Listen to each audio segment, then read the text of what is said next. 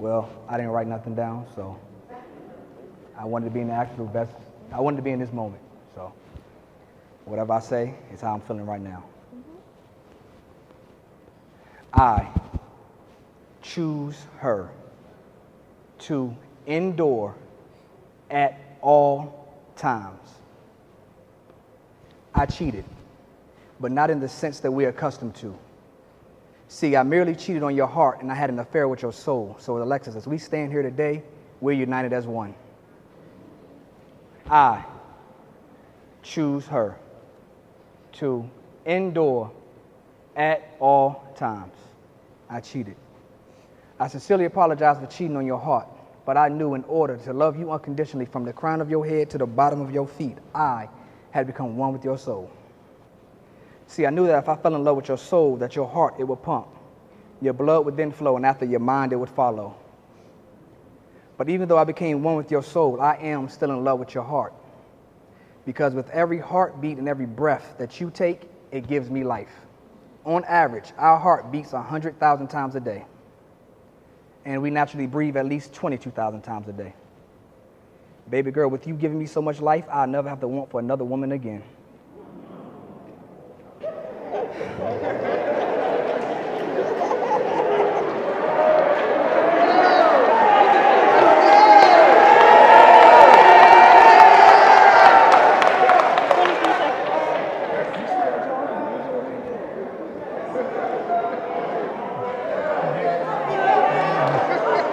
All right.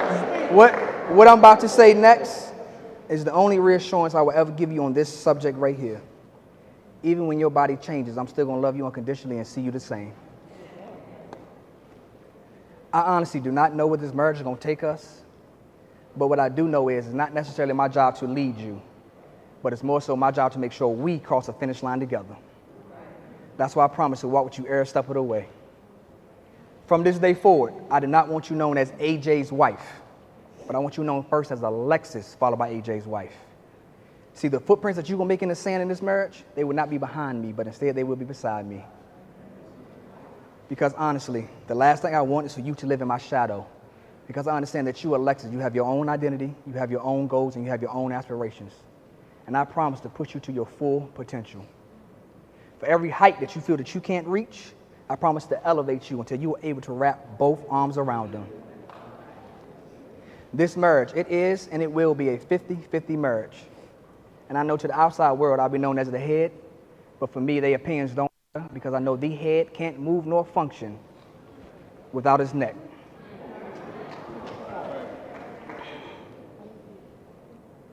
I vow to keep dating you, to love you unconditionally, to never get complacent, nor take you for granted, and to always be your safety net.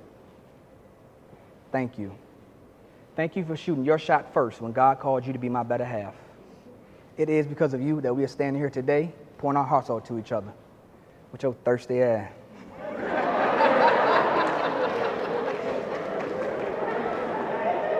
No, seriously though, thank you. Thank you for showing and displaying grace for any deleterious mistake I ever made. I honestly thank God for you every day. That's why I promise to be the best husband that you need me to be, want me to be, and most importantly, who you pray to God for your entire life. Just like those tears that you've cried earlier today, going to cry later on in this marriage and in life, and that you're crying in this very moment. Baby, for every tear that you cry, I promise to be your antidote and make you smile and laugh twice as much. I promise to continue to date you because I know that you will forever be changing. And within that change, that means you will forever be getting better with time. So every day that I'm alive, I will continue to explore you and keep coming out with every diamond that I can find. Traditional vows state, for better or for worse and for richer or for poor. I'm standing here today stating we will have more better days than we have worse, and poor ain't in our vocabulary. I honestly do not want to give you the world because the world has enough problems of its own.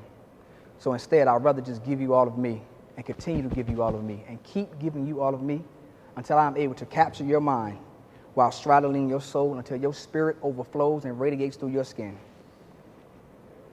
The only thing that I command of you in this marriage is to glow. I want you to glow to the point where your luminosity is effortless. I want you to glow to the point where you actually outshining me. Because if you're only glowing while you're on my arm, I failed.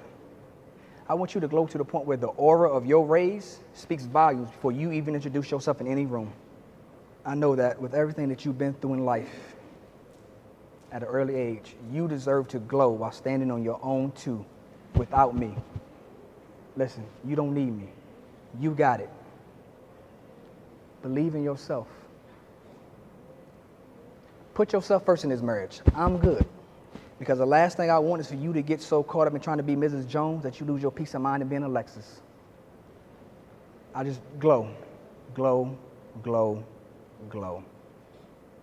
See, when I first started dating you, I understood that my job wasn't to build your confidence, but instead my job was to enhance the self-confidence that you never knew you had. What we're not going to do if you're in this marriage as well, baby, we're not going to do insecurities. When you look in that mirror, embrace every flaw. Love every last one of them. Because every flaw that you hate internally, we stand here at this altar right now because I love every last one of them externally. Glow. That's all I want you to do is glow. You say I'm more romantic than I am affectionate. When in reality, baby, I'm more affectionate than I am romantic. But do you remember when we first started dating one day and you had just got out of the shower? You had your towel on and I told you to go stand in front of the mirror. And I wanted you to take your towel off. I wanted you to be in your purest form. And I said I was going to look at the wall, and I want you to tell me everything that you saw in that reflection in the mirror. And as you begin to tell me what you saw in the mirror, you begin to cry. And then I began to tell you what I saw in that mirror while still looking at the wall. In that moment, I learned two things. The first thing I learned was that there was a little girl trapped inside crying out for help. And the second thing I learned the most was that in that moment, if I had chose to continue to date you, that my job wasn't going to be to show you love, but instead my job was to enhance the self-love that you was always scared to embrace because of past traumas. If you don't remember nothing else I said today, remember this. The radiance of self-glowing is the evidence that nobody can dim your light. Glow. I know that I can't change the world, but I'm satisfied in knowing that I can create a world with you. And within creating a world with you, that means we will be creating other little worlds. Not tonight. To our future little worlds, I promise to plant hybrid seeds so our kids can enjoy the shade. Lastly, Alexis D. Jones, I will forever shoot for the moon because even if I miss, I'll still be amongst the brightest star. They say the saddest stories come from those who once had the glory. Well, I hope this glory lasts forever because it's just you and I, a dynamic duo, forever, forever, forever. I love you.